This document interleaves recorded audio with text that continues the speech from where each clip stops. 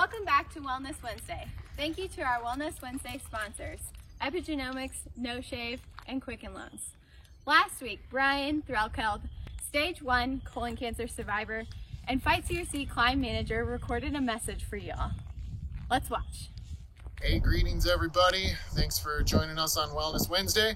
My name is Brian Threlkeld. I am the climb manager for Fight CRC and here today to chat about being able to safely get outside during the time of coronavirus. We obviously know that there are plenty of stay-at-home orders all around the country, and we want to make sure that if you are able to get outside, you're doing so in a safe and responsible way.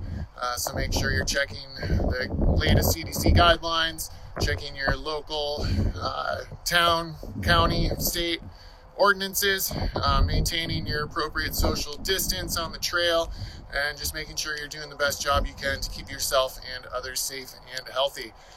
Today we're going to be hiking around Portland, Maine. Glad you can join us, and here we go. As you can see, I've chosen a place to hike where there's nobody. There's my car, and thankfully Maine is a relatively low density population state, so I'm able to get out and enjoy these nature trails without having too many people around. So when I'm heading out for a day hike, some of the things I like to keep in mind are, one, finding good trails near me. There's some great apps out there. I personally like to use an app called Trailforks. It gives you all kinds of trails. It's designed for mountain biking, but it also works great for finding your local hiking trails. And then I also use Strava, which helps me track my mileage, tells me how far I've gone, gives me good distances, all that kind of stuff. At a majority of trailheads, you'll often find a little trail map. One little thing I like to do is take a picture of that map with my phone, so then I can consult it while I'm out and about on the trails. The last thing you want to be doing is getting lost while you're out here, so the more things you can do to prevent that early on, the better. Also, when you're looking at those trail maps and figuring out where to go, make sure to check the mileage. If you're looking at doing a hike that's a loop, you want to make sure that you're not running out of energy halfway around and still have the other half to go. Doing it out and back is always nice because you can figure out if you want to, go a certain distance and turn around. And also be sure to check out, in a lot of these apps, they list the trail difficulty for people. And so if you're, a new or inexperienced hiker, you might want to try and find trails that are a little flatter, rated a little more easy to moderate. But if you're more of an experienced hiker and looking for a challenge, definitely find some of those more challenging trails while you're still close to home.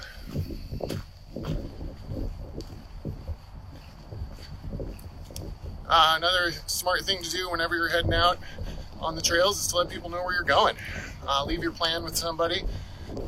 Especially now, that's really important, because if you were to happen to need some help while you're out on the trail, and if nobody knows where you are, that could really use a lot of resources from rescue services and things like that might expose people to more risk of coronavirus. And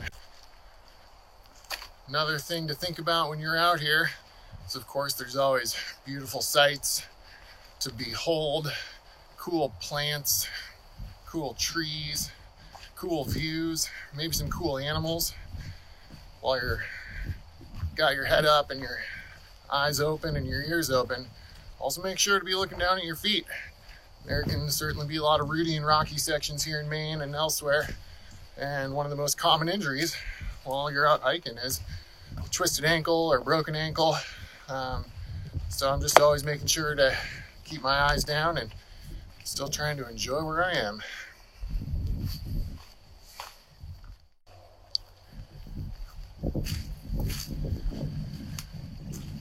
So while it always feels great to get out and move your body, it also just feels great to be outside and enjoy nature.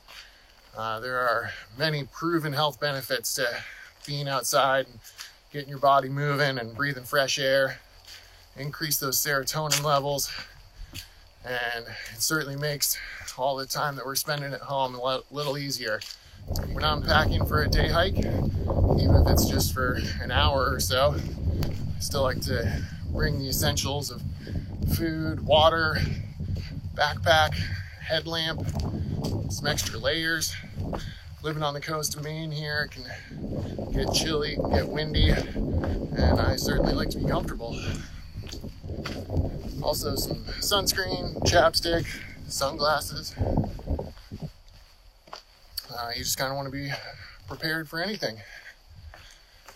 Other things that I'm now packing with me on these little excursions are a good face covering and plenty of hand sanitizer. You never know if you're going to have to stop somewhere, and you want to always make sure that you're doing the best you can to protect yourself and protect other people.